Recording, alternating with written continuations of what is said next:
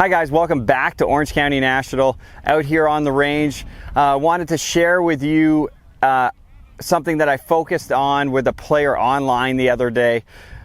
Online's great. I was actually using Sportsbox AI to do the lesson, which I do with all my online lessons, which is, it gives you a little more insight, can give the player a bit more a quantitative number that they're looking to achieve, and then sort of put a feel to that, which is, I love to do that for players, something that they're trying to achieve in their game. So for this player, it can happen to some, as they're transitioning, their upper body was going forward past their lower body to a point where they are having a tough time. So if you have a tendency of coming over the top, okay, so if I'm over the top, usually what I'd see is the rotation of the chest might be out rotating the lower body, okay?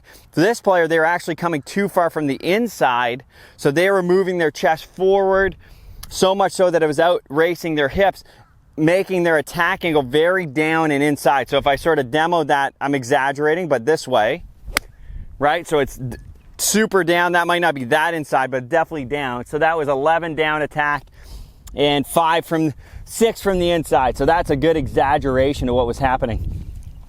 So for this player, what we talked about was in transition, using the head as the cue. So I can get sequencing. So if I get my lower body to start to go, you're going to see everything sort of move a little bit to the target.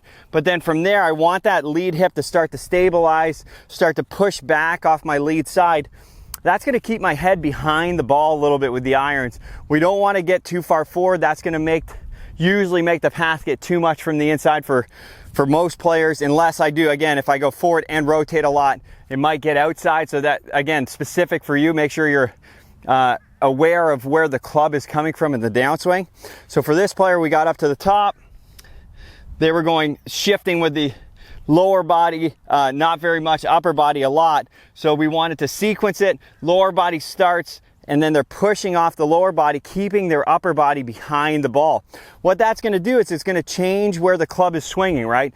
If I keep moving this way, you can see how that's delaying the club motion. It started to get more this way. If I start to push and my head stays back, you can see as the club swings, it's going to want to swing more around me. It would be a lot of work to go back and then try to swing this way. It's not really how the club wants to go. It definitely wants to swing more around my body with this. So for this player, we got them sequencing better, pushing off, keeping their head back.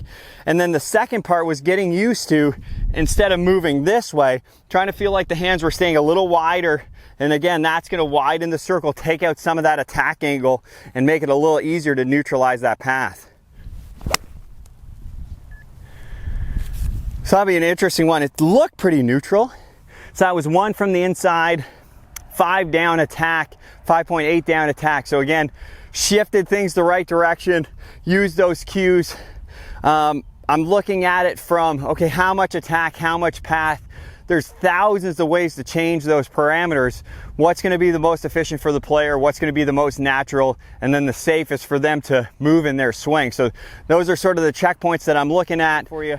Use those keys if you tend to hit down on it a bit too much and get the club a little bit too much trapped behind you.